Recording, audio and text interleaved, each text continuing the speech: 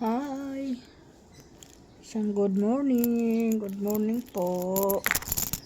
Good morning everyone. Another vlog, another araw na tayo. Mga tatlong araw na tayo ngayon na hindi umuulan sa umaga. Yan, maganda naman yung panahon natin. Kahit mainit, tiis lang. At least, mas maganda yung ganun. Tuyot yung mga kalsada. Di kagaya ng ulan, may mga nadudulas dito sa lugar namin. Tatlo ang nadulas diyan sa kalsada dahil hindi sila naglilinis sa kanilang mga harapan kahit maraming lumot. Hindi ko naman pwede linisin yan dahil masakit yung braso ko. Pwede ko linisin yung harapan ko lang, harapan ko yun baka madulas ako.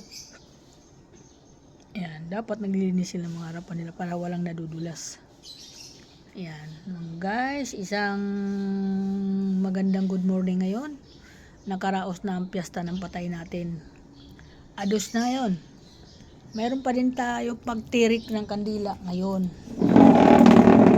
Ngayong ados, hanggang ngayon naman ang pagtitirik ng kandila. Kaso lang kagabi, nilahat ko na po kagabi yung aking pagtirik. Okay, para wala na akong, baka malilimutin kasi ako, wala na akong gagawin ngayong araw na ito. Ito, nagpapahinga. Kagabi, sumama pakiramdam ko. At sabi ko nga sa pamangking ko, Marian, kuha mo nga ako ng pagkain dun sa baba kasi parang nakulangan ako ng pagkain. Kasi nga, ako po nagbabawas ng pagkain para mabawasan yung aking sugar. Yan po, bali, di ako makain ng kanin. Kumakain ako kanin, isang kutsara lang na maliit ang kinakain ko, hinahalo ko sa ulam. Dinadamihan ko lang ang ulam. Ganun pala guys, pag nag-aano ka ng ganun, manghihina pala ang katawan mo talaga. Bakit ang kanin nakakapagpalakas Yan, pag hindi tayo nakakain ng kanin na maganda, parang hinang-hina ako gabi, kaya talaga sabi ko, parang bumagsak yung aking kagabi. Kasi makirot ang mga ko, sobra, mga paa ko makikirot, sabi ko. Tapos yung para akong lasing pag naglalakad, natutumba-tumba.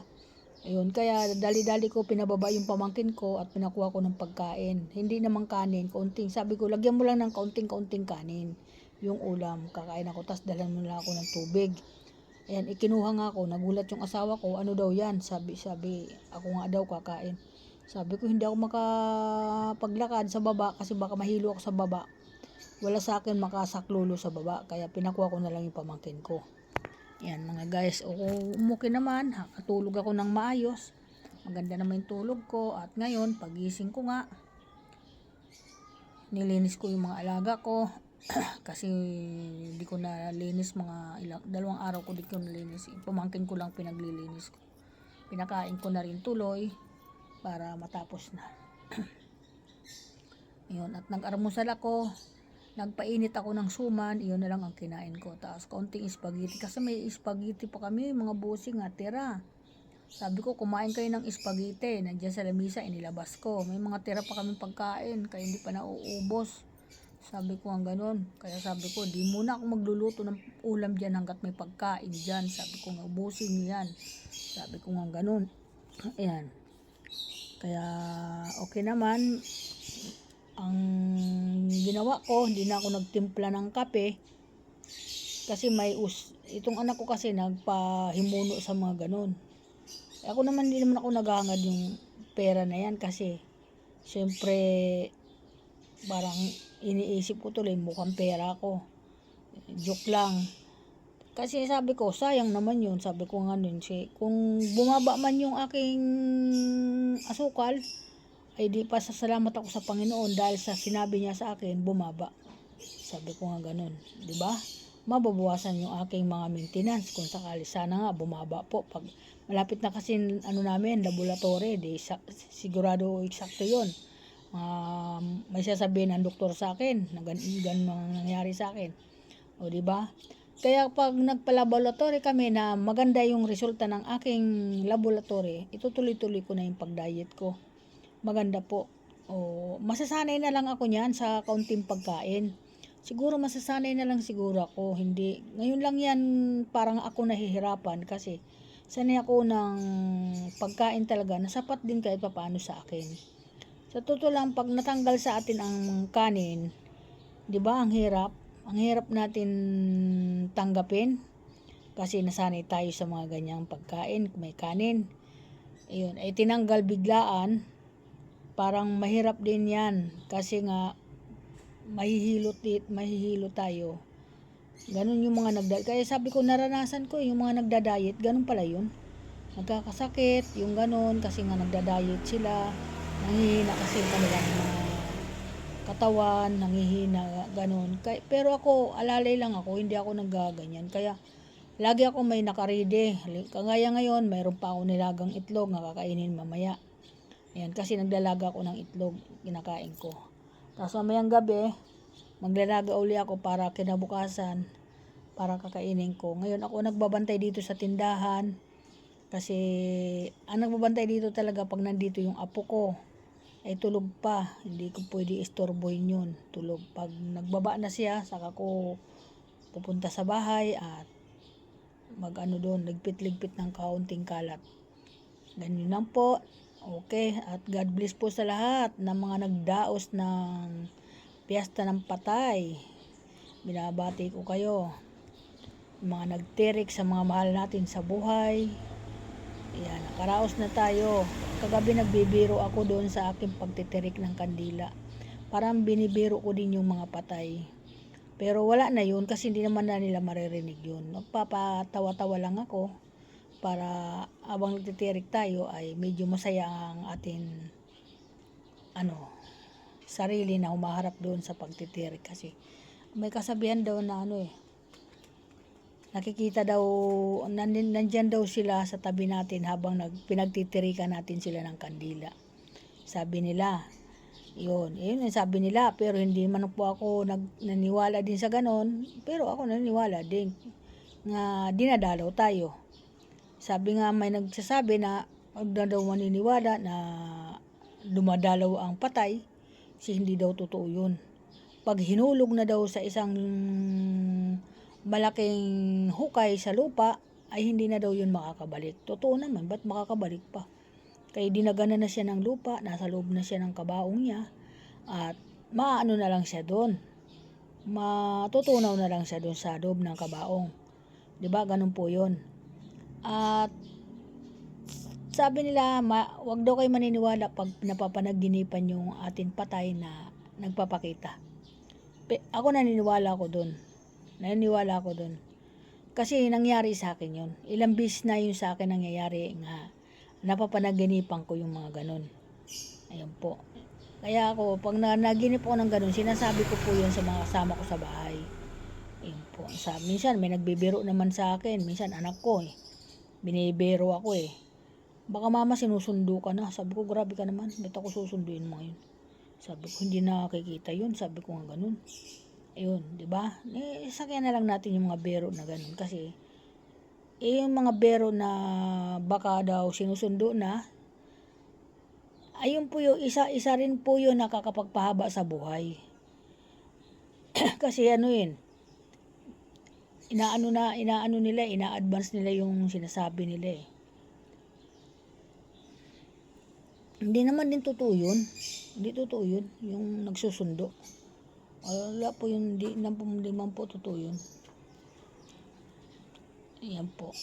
Maaari siguro pagdating ng hukom, ay ang Panginoon ang bahala kung paano ang gagawin niya sa kanyang mga alagad, mga anak na nandito sa lupa. Siya nakakaalam nun, siya ang makapangyarihan.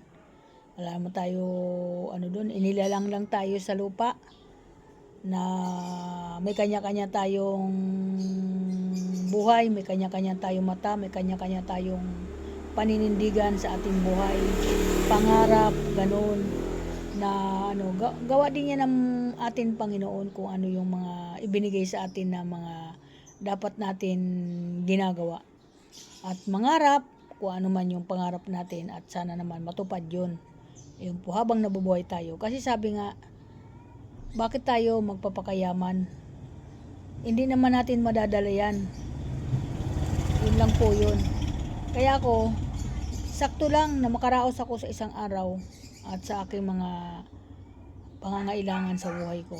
Sakto lang po, hindi po ako na nag-iisip na sana mag-ampapaw yung aking kayamanan, pera, ano. Hindi po ako nag-iisip sa mga ganun kasi hindi ko na po yun hinahangad. Importante lang po, malalakas ang aking pamilya, anak ko, gano'n na kahit papaano nabibilihan kami ng amin mga pangangailangan na mga maintenance. Ayan po. Dishi!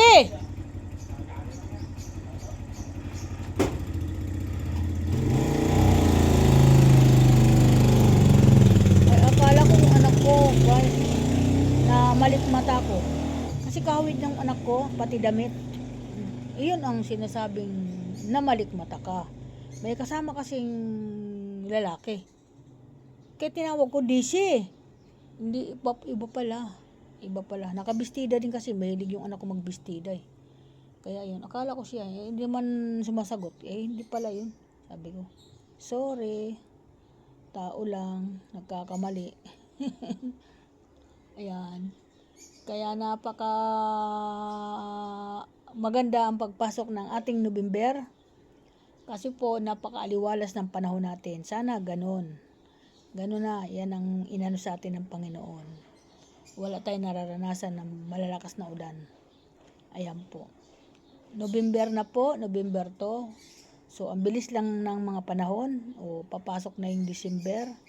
O diba? Sunod-sunod na yon hanggang bagong taon. Napakasaya ng buhay. Yan. Sana masaya lang tayo at malalakas yung ating pangatawan sa lahat ng aking mga idol at mga busing dyan, ng mga follower ko.